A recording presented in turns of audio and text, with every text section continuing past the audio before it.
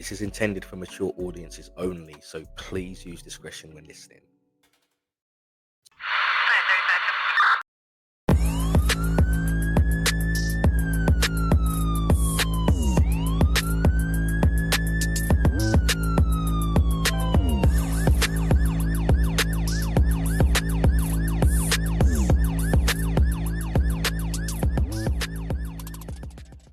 Welcome to Call to Dispatch, the show where we hear real stories from the people who answer the call. My name is Dave, and on today's episode, I'm joined by a police officer who's been serving for the past 4 years. As a black man working in law enforcement, he stands at the crossroads of two worlds, one defined by duty and the other by identity.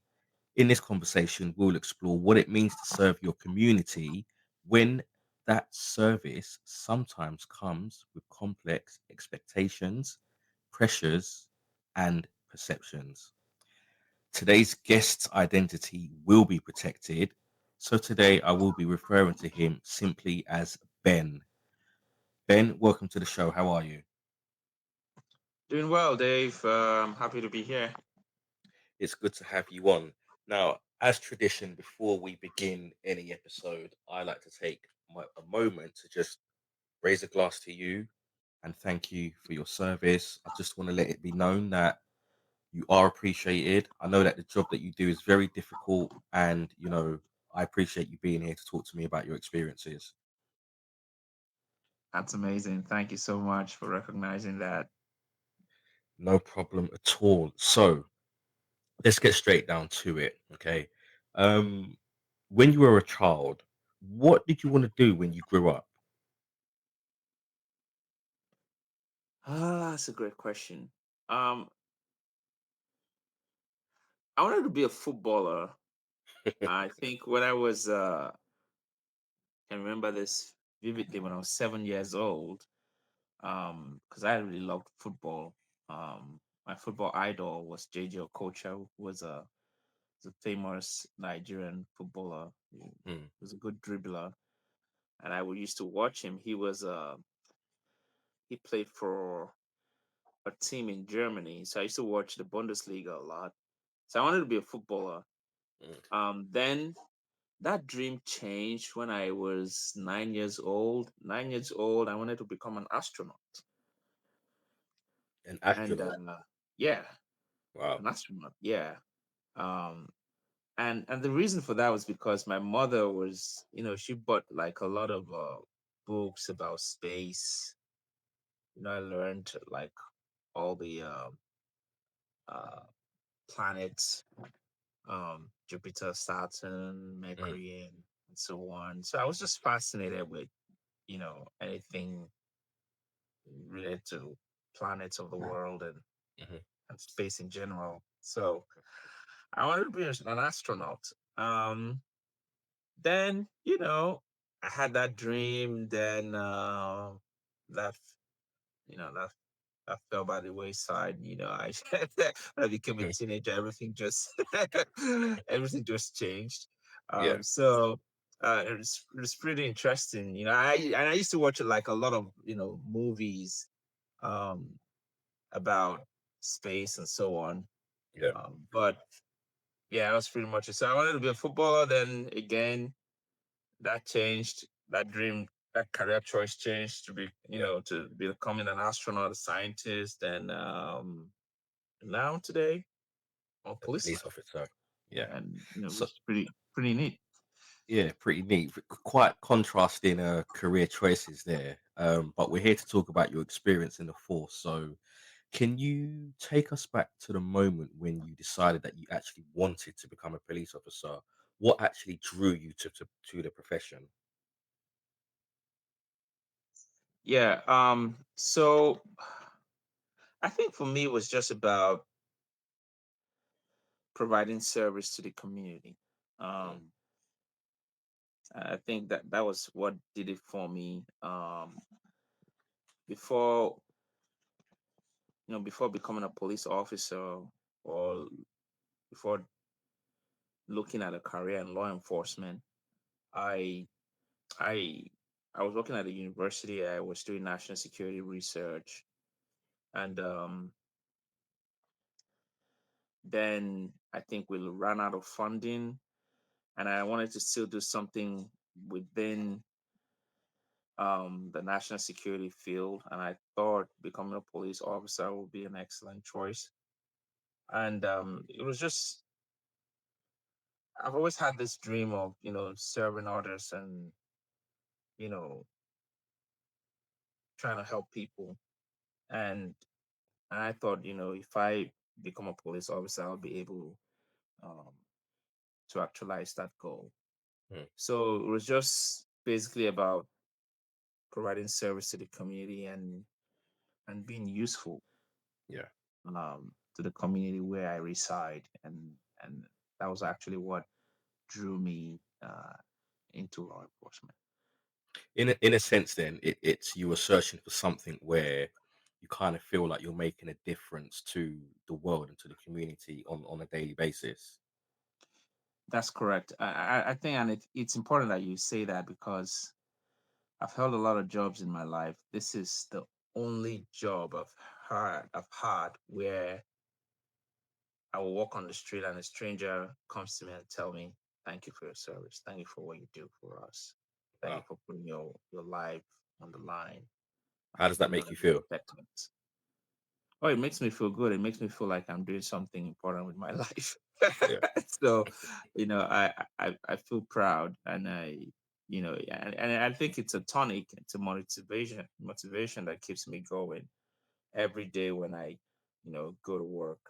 Mm, That people recognize that um, w- police officers, uh, people in law enforcement are important to society.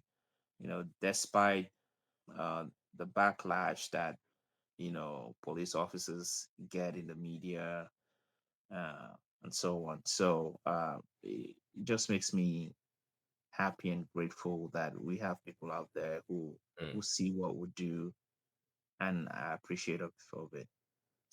It's interesting that you bring up the backlash in the media over here. In other parts of the world, like the UK, for example. There's a lot of backlash against the police. I guess it's the same in America. In your opinion, do you feel like police get a bad rap from public?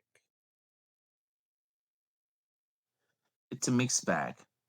Um, I would say yes and no, and I'll also it's area dependent too. Because here in the United States, there are certain states that you go to, or certain areas that you go to. People hate the police; they don't like the police, and I think they might have good reasons for it. I mean, you have in every profession you have bad eggs, right? Um, you have a few bad officers who have given us a bad name.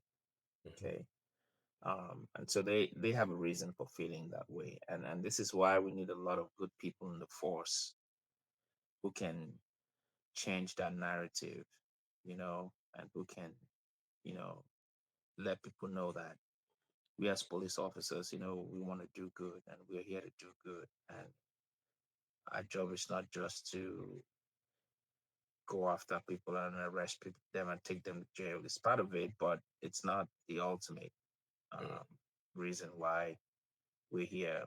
We're here to do. We're here to serve the community. We're here to do everything we can to help those who are in need. Obviously, if we feel like this is the situation whereby we need to apply laws in order to resolve the situation, yes, we do that. But like the agency where I work for, we place education over enforcement. Um, so that's our philosophy as an agency. We want to educate the public and build goodwill. Um, and of course, if there's need to enforce the law, we will do that. But our goal going in is to kind of build that goodwill, build that rapport, and educate them because what I find is that a lot of people don't even know what the laws are. You know, if they do something, if it's a traffic infraction, for instance, you know, if they say, oh well, you stop someone for, let's say they were weaving, and they were going over the yellow line and so on, and I stop them and say, hey, what's going on? And they say, oh well, I'm having a bad day, or I'm tired from work, I'm sorry. And yeah, I get a chance to educate them and say, okay, well, if you're tired, make sure Mm, you rest, mm, before you get in the road, or you can sleep in the parking lot or in the car park, as you guys call it in the UK, and mm. rest for a few minutes before you hit the road. Because, once you drive like that, you're putting other motorists at risk. Yeah. So, things like that. And then you give them a warning and you let them go. Um, Okay. so, to your question, I would say that it's area dependent. There are certain areas you go that, and there's certain people that you meet, they're very supportive of law enforcement. There was a time in this country where there's this movement, defund the police, was getting traction, Hmm. and I feel like a lot of people who echoed that argument were angry because of the George Floyd situation. That was a difficult situation for law enforcement in general Hmm. in the United States, and I think globally too. Yeah. So they were angry. They said that out of anger. But I think a lot of people also recognize that it was not it's not practical, Mm, for you to defund the police. If anything, I think we need more funding in order to keep our community safe. So yeah. um, it is area dependent. For the folk, I've had conversations with a lot of people that I encounter. People come to me, and they say they don't trust you. I don't trust the cops and so on. And that gives us an opportunity to have a conversation, right? Hmm. And I say, okay, why don't you like the cops? And they give me, usually people who say that are people who've had negative experiences. Maybe they've met a bad cop. Mm. And that's why we need good people in our profession to change that narrative and try to um, listen to their complaints and try to, correct those wrongs. Would you say that since joining the force, then that your view of people or life in general has changed? Absolutely. Absolutely. Um, Before joining the force, um, I always look at people as mostly good. Hmm.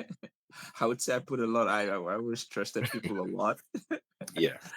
but when I joined the force, I realized that Uh, so I'll put it this way: once someone knows that they're gonna be in trouble,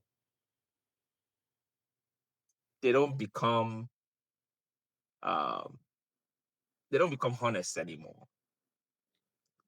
And I feel like maybe that's human nature. Once you know that you're in the wrong, or you know that you're caught for doing something bad, Hmm.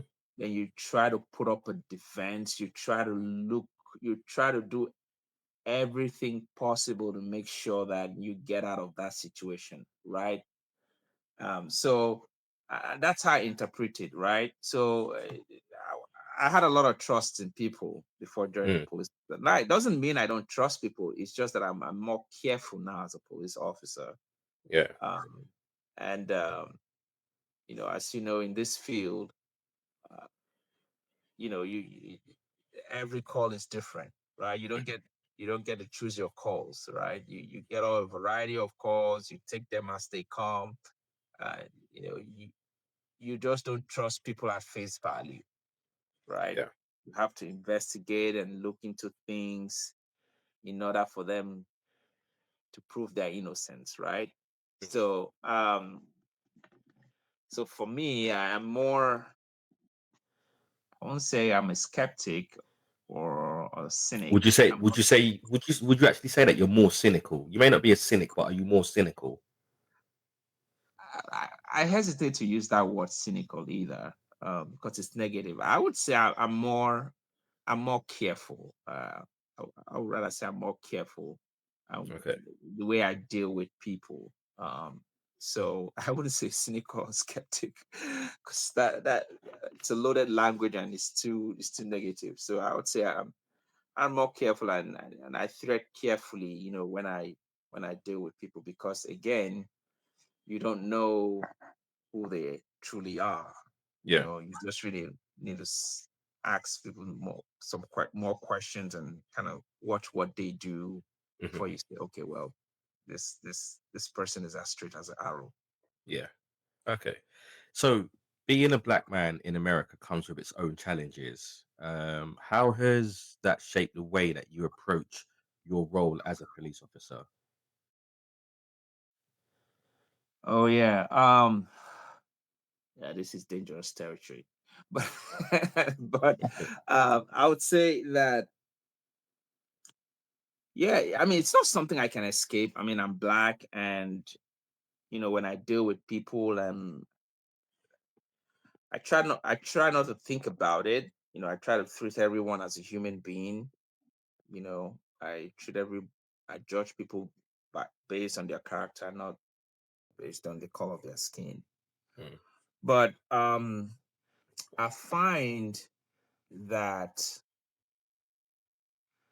even though I feel that way, the people I interact with do not feel that way.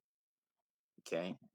Um, for instance, if I'm dealing with, say, a Caucasian, for instance, a black officer dealing with a situation involving a Caucasian and a black person or someone from another race, coming into that situation, there's already a preconceived notion that I'm going to be biased, right? And the way I solve that is, when I go to calls, I go with a backup officer, mm, usually a backup officer who is white, or who is not, or a backup officer who is not black. I'll mm, put it that way, just to uh, diffuse or counter that feeling that you know the citizens might have. So, and and at times too, I recognize it too. I mean, if especially if I'm dealing with a situation that involves people who are black like me, you know, and I come in and they feel like I'm just gonna sing kumbaya, yeah, kumbaya, and let them go. mm, No, I try to say, hey, okay, well, I understand what's going on here. You might feel like I'm gonna let you go, but mm. I understand that feeling. But at the same time, I have a job to do, right? Yeah. I'm paid to hold people accountable for their actions. So I'm gonna Yeah. hold you accountable for what you did. Yeah. So it's kind of a slippery slope, but I don't let it interfere with my job. I don't let it interfere with the way I need to handle business on the field, Yeah. to be So precise. do you feel then like you're walking a tightrope when trying to navigate loyalty to the badge and loyalty to the black community? Exactly. Exactly. And then,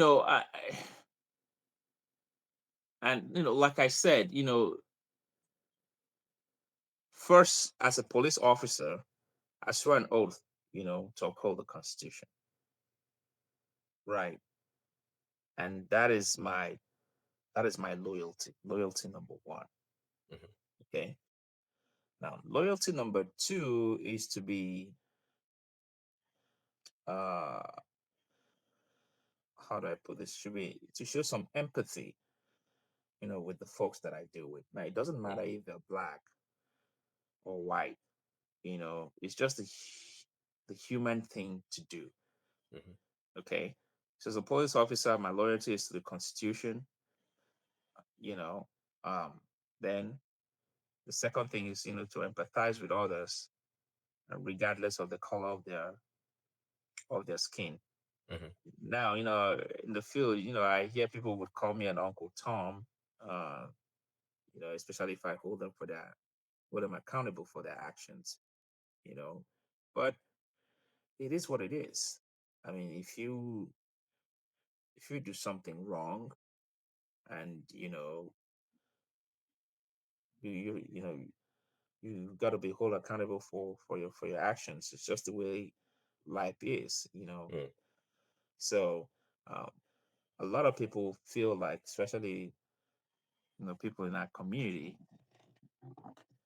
feel like, okay, well, because a black police officer is responding to this situation, then he has to um, maybe Take their side. let me go, or give me a slap on the wrist kind of treatment. Mm.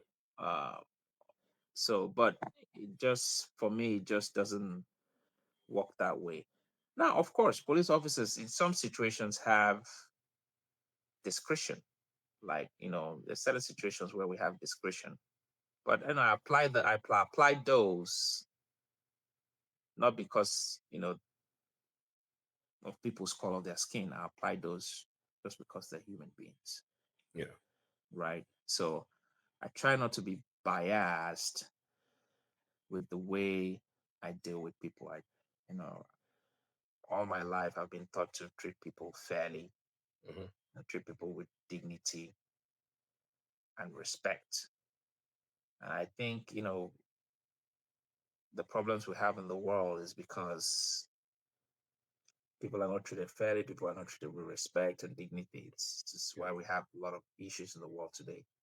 Yeah. If those three values are upheld by people and recognized by people, I think we'll have less conflict in our society today. I fully agree. I fully agree. Now, speaking of issues, okay, one issue that does come up quite often throughout the world of policing, be it America or wherever, tends to be police brutality or racial injustice. Now, when these incidents hit the national spotlight, how do these issues affect you? How do those moments affect you personally and professionally? Oh, very bad. Very bad. Even before I become a police officer, once I would look at the news, and there's a there's a case where an officer uses force disproportionately, or police brutality, as you call it. It's a bad feeling. Um, it's not it's not something I support and I condone. But joining this profession, and of course, I'll say this now: there's no excuse for any police officer to brutalize another citizen. No excuse for it. But joining this profession, I've come to understand why things like that happen. Uh, it could be a variety of things. It could be, maybe the officer had a bad day, or it could be maybe the officer just cannot control themselves. Yeah, the citizen might do things just to make you react in that manner, but as police officers, we're called to behave at a higher standard, right? Hmm. So, you know, we should we should be able to control our emotions and be professional Hmm. in the way we deal with difficult situations. So, to your question, it does makes me feel bad. Um, that another citizen has to uh,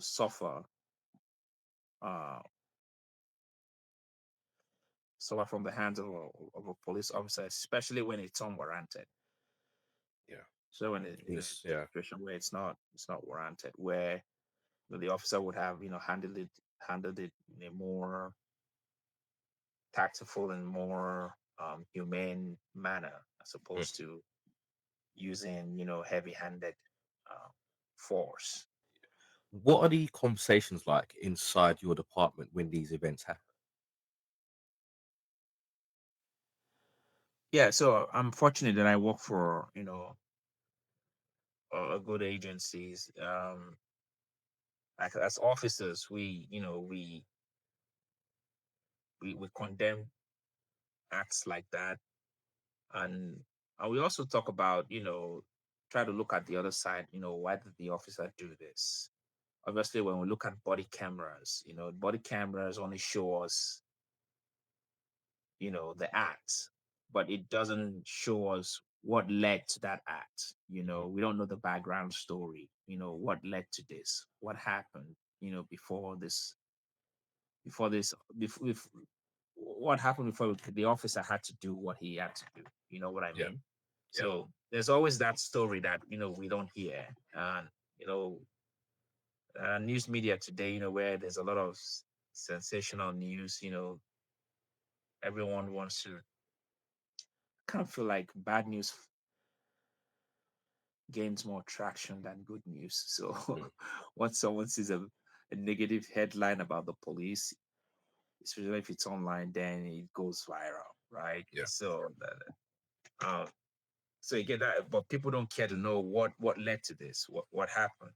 But like again, there's no excuse for police brutality. But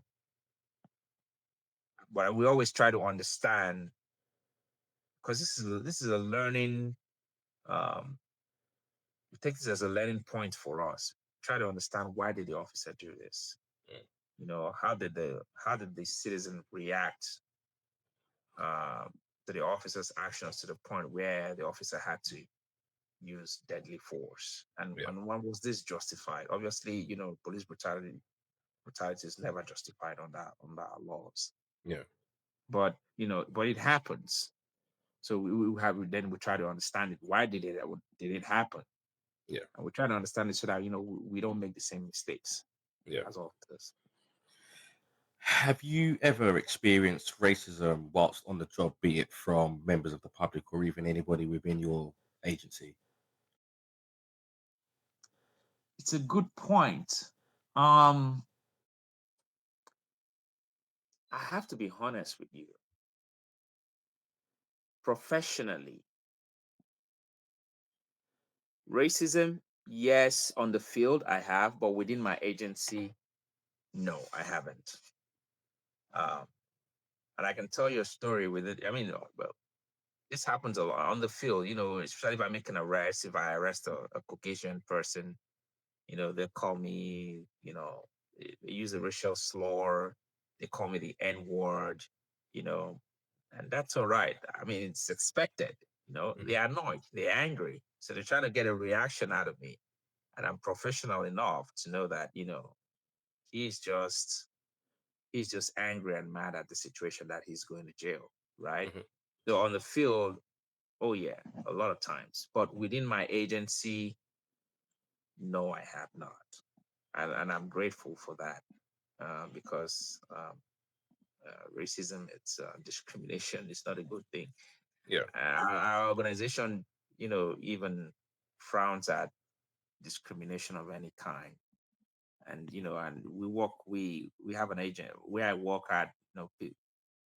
People from all over the place, from all over the world work there. We've got people who are Christians, we've got Muslims, we've got people from Africa, Americans, Asians. mhm. So it's a diverse uh, place Environment. environment. Yes. So, and I haven't experienced racism within my agency, but on the field, dealing with people, oh, that happens quite a lot. Does it not make you feel sad because the word that you used earlier was "it's expected"? Is that not a sad state to be in, where you are going into a situation almost expecting to be racially abused? How do you deal with that? Well,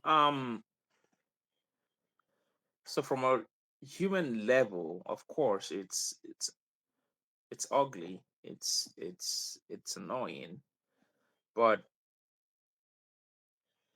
I try my best not to take it personal. Mm, Okay. Um, as police officers, would deal with people at their worst times. Okay. Nobody calls the police and say, "Hey, come in. We're having a party. Come drink and celebrate with us." mm, Anytime the police is called, something bad is going on. So we usually, most of the time, we're meeting people at their worst state. And once you meet people at their worst state, it's not going to be fun, mm, not going to be nice. So I look at things from that perspective, and that helps me cope with, with the racism that I face in the field or on the streets. So, I know, for instance, if I make an arrest, the person is angry, they're unhappy, I'm taking away their freedom, and no one wants their freedom to be taken away. We all want to be free as human beings. So once mm. your freedom is taken away, it's not a good feeling, you know. And the way they react is, trying to abuse you, and it's just the way I look at it is just it's frustration. It's human frustration. So I understand it. Do I support it? Of course I don't support it. But do I understand it? Oh, I understand it. I know why it happened. I Yeah. know why they're reacting that way. So I try not to take it personally. I look at it as human nature and move on. All right.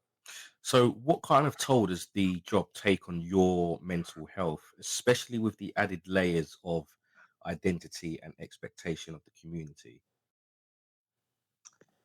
Yeah, this is a very important question. I feel like,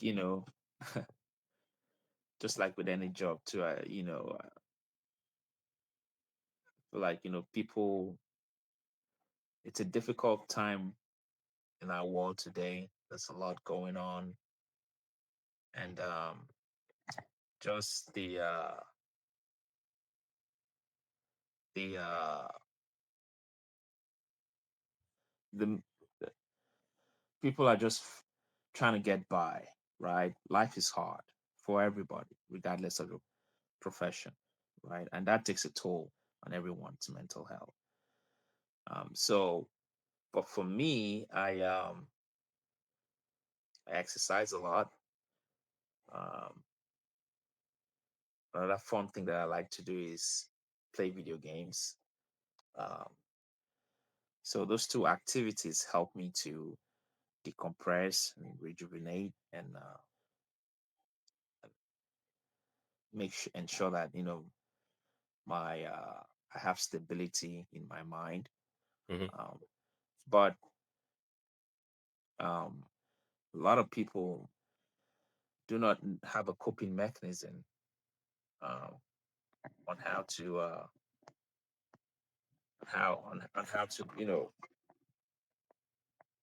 how to keep themselves going. So I've I've seen officers who, because of what they see in the field, they on the street, they cannot, especially if they maybe see someone who has been shot or someone who's bleeding profusely or they see someone who's dead. And our agency does a good job whereby we have a counselor who, they can talk to if they feel bothered by being on scenes like that. Um, that helps. Yeah, So we have a lot of resources to help, officers um, who have, mental health challenges. yeah, I'm fortunate that, you know, I have my own coping mechanisms, like I've just mentioned earlier, my video games yeah, and my exercise, which helps me um, become stable. But a lot of people just don't have those mechanisms. So to officers out there, or to anyone listening, take your mental health seriously.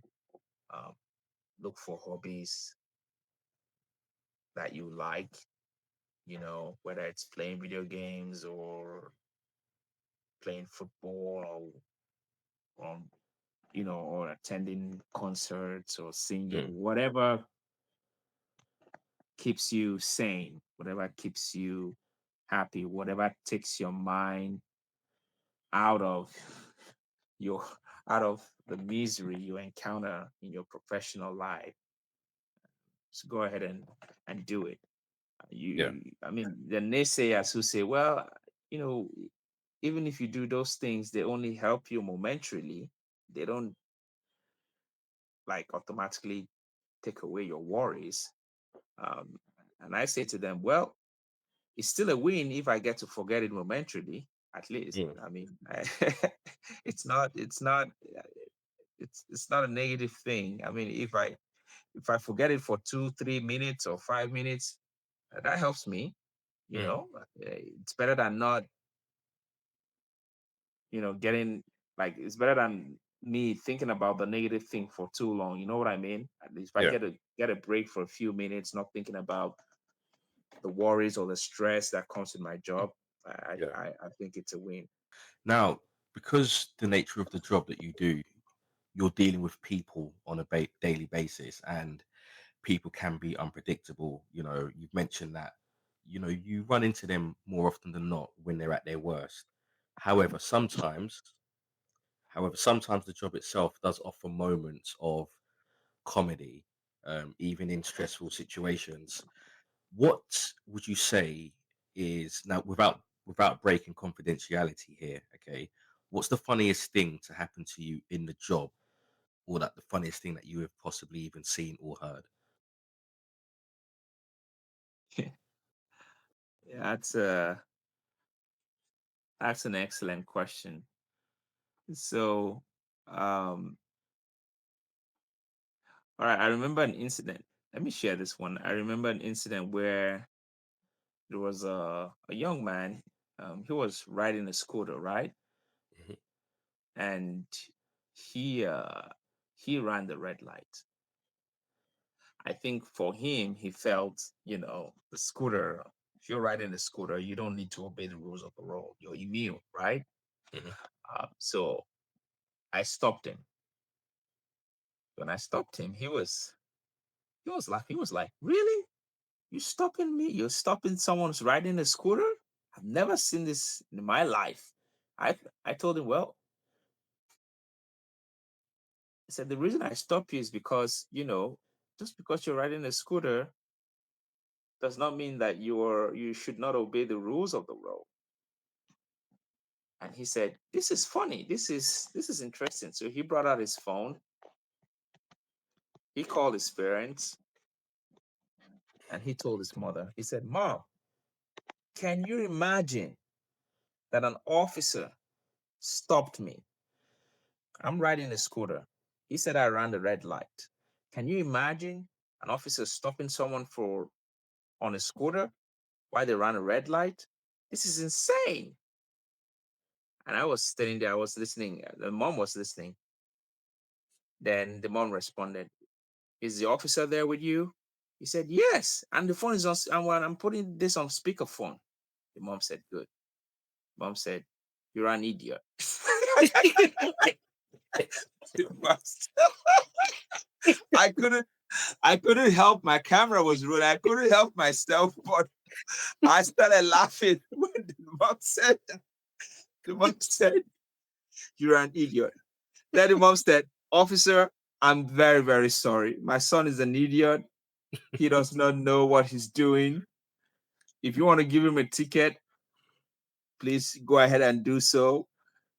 I have told him, in fact, he had an accident with that scooter last week." I said, "Oh, here we go." He said he had an accident with that scooter last week.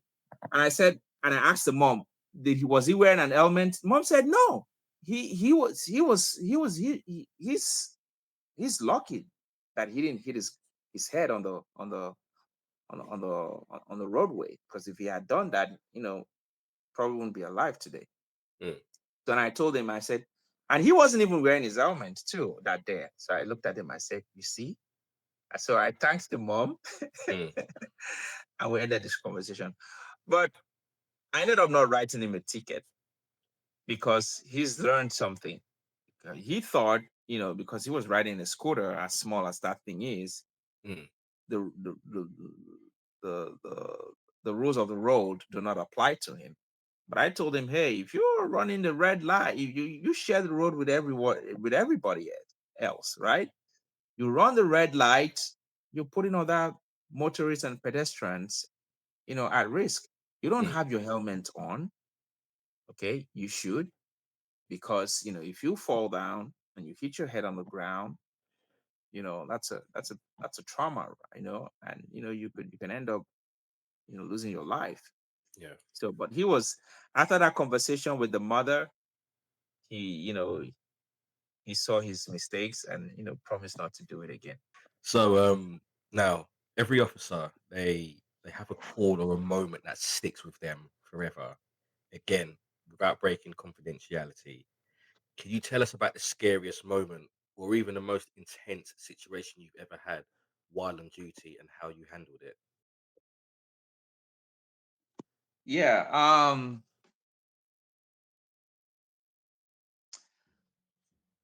I remembered a mental health call that I responded to. Um, and the way the call came out, the call said you know, this young man wanted to kill himself, and he had a knife, and that he was swinging a knife at his parents. No, at his sister, I think. Yeah, it was his sister. The sister called us. So the sister ran away out of the house, and we're asked to respond. It was a priority one call. So I had to go there, lights and siren, because someone's life was in danger. So when I got up, when I arrived on scene, the sister was outside. It Mm, was an upstairs. He was on the first floor. mhm. Um, I think in the UK, you guys would call that second floor, because right? Yeah, No, no, upstairs. he was in the second floor. Sorry, in the Yeah, UK, you guys would call that the first floor. yeah. Yeah. So, but he was on the second floor, so I had to go up there after speaking with the sister and getting her initial statement. So I said, okay, well, I was with my backup officer. I said, let's go in there and talk to this guy. And the door was closed, so we knocked on the door. We announced ourselves who we were, police, and please open the door so we can have a conversation. And he wouldn't open the door, and we could hear him like destroying things, in the house. So we kept knocking. Then, fortunately, he came out. He opened it with two knives in his hand. You know, at that point, I brought out my gun Wow. out because for officer safety reasons, right? So I had my gun out, but we also told him, you know, to put the knife down. We just want to have a conversation with him. We want to know what's going on. Um, so he came out. He said, "Oh well, we should go. We should call for more backup because someone is going to jail tonight. Someone's going to die tonight." So he Wow. came out of the building and with our guns out, and we started moving backwards to the stairs. It was very uncomfortable. We, we were giving him commands, telling him to put the knife down. It was a very nervous situation because at that point, I was like, if this guy charges towards me, I have no choice than to pull the trigger, Mm, because as police officers, our goal is to go back home to see our families. But it was something I didn't want to do. I didn't want to do that. So I kept talking to him. He came out of the apartment. We moved backwards towards the stair, uh, towards the stairs with our guns pointed at him. And this was at night. This was around 11 at night. Mm. Okay. Um, so we were there at gunpoint, we were talking to him. Then he went back inside the room. From where we were, we couldn't even move forward anymore because of the way his room was located. Because we were concerned that if we were to move forward close to the door, maybe he could charge towards us, or maybe he could throw the knife. So we were just behind, adjacent to the door, not knowing what's going on inside. Mm. So um, we had a call for our negotiations team to see if they can come in and and, and take over. So we did that, and we were out there, and we're trying to have a conversation with him. He wouldn't talk to us. Then he came out. Then he came out with a different knife. Now this knife was almost like a sword, but it wasn't a sword. And I don't know where he got that from. So he came out. Then I told my partner, I said, hey, you know, don't shoot, because I could see my partner. My partner was already sweating. He was, from his voice, I knew that he wasn't as relaxed as I was, even though Mm. I was tensed too. But I was kind of tapping him with my right hand because I'm a lefty. I said, hey, Yeah. just hold your fire. I know this guy's behaving erratically. Then he started like coming towards us, not charging, but started walking. So we told him to go back. He wouldn't. Then I asked him, I said, I know you're angry. I said, who do you want to, when you feel this way, who do you usually call? Then he stopped. He said, call my uncle. So I said, so I put on the radio for the sister. Now the negotiation team, they were on their way. Yeah. So I asked the sister. So the sister came upstairs with her phone, with the uncle on the phone.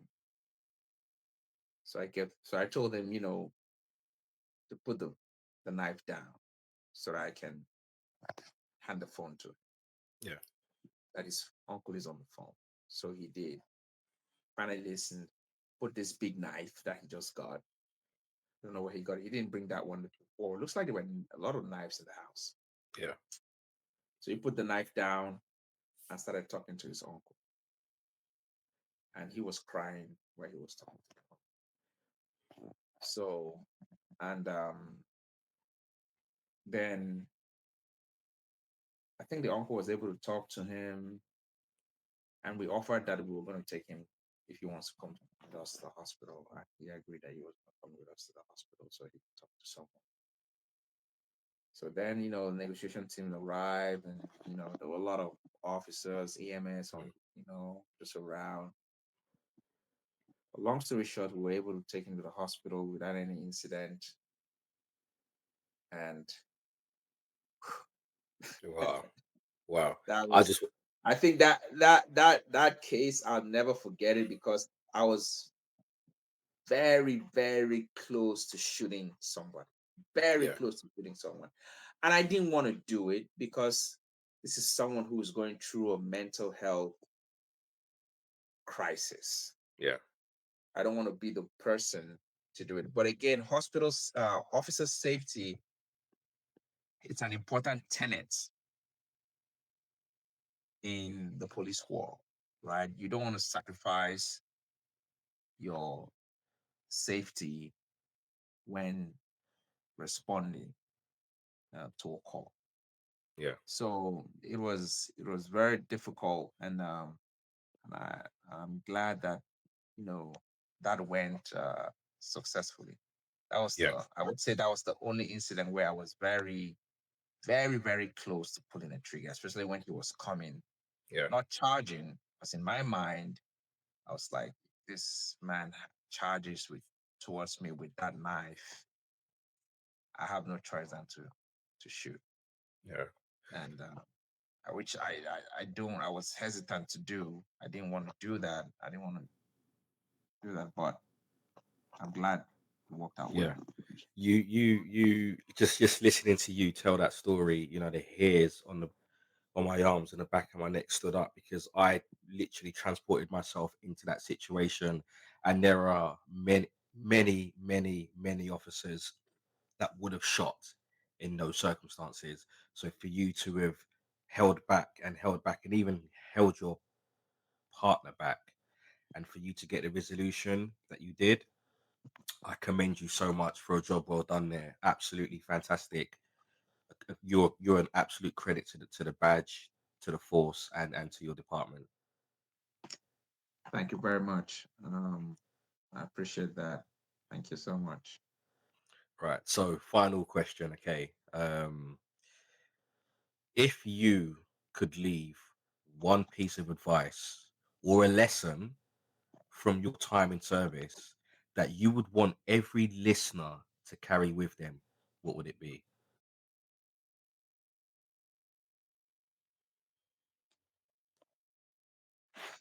I would say be yourself. Be yourself. I remember during field training, my trainer told me, he said, be yourself in that uniform. Just be yourself in that uniform. Be yourself in that uniform. You know, and I think what he was trying to say is that don't try to act like everybody else. We are all unique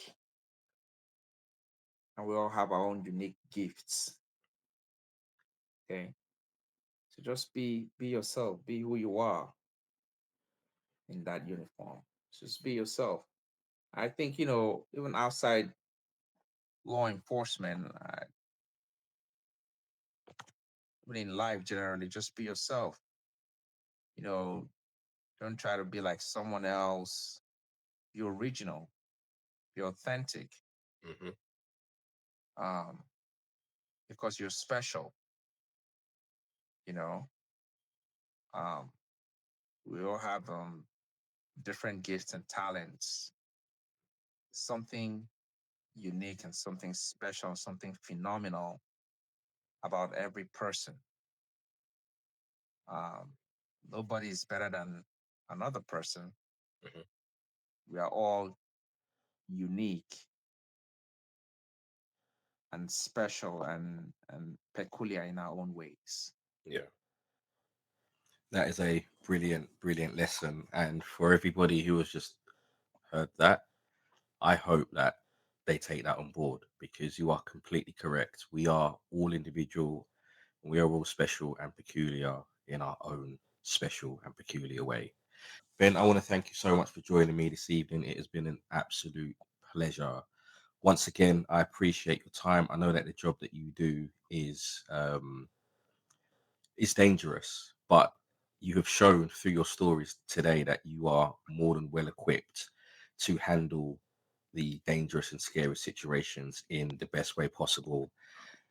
You're a credit to the badge, you're a credit to the community, you're a credit to the force, and you are more importantly a credit to your family. Thank you so much, Dave. Thank you for having me here. It's been a pleasure talking to you. Serving as a police officer in America today is no small thing, but serving while also navigating the experience of being a black man, that takes a different kind of strength, awareness, and heart.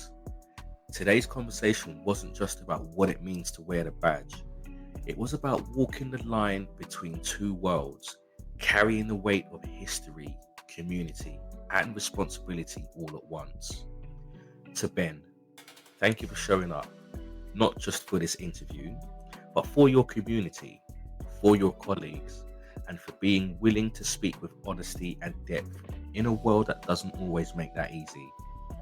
And to our listeners, if you felt challenged, moved, or maybe even conflicted by what you heard, well, that's the point. Growth starts with listening, but change starts with conversations like this. Until next time, stay curious, keep listening, and honor those who serve by hearing their stories. This has been Call to Dispatch. Thank you for listening.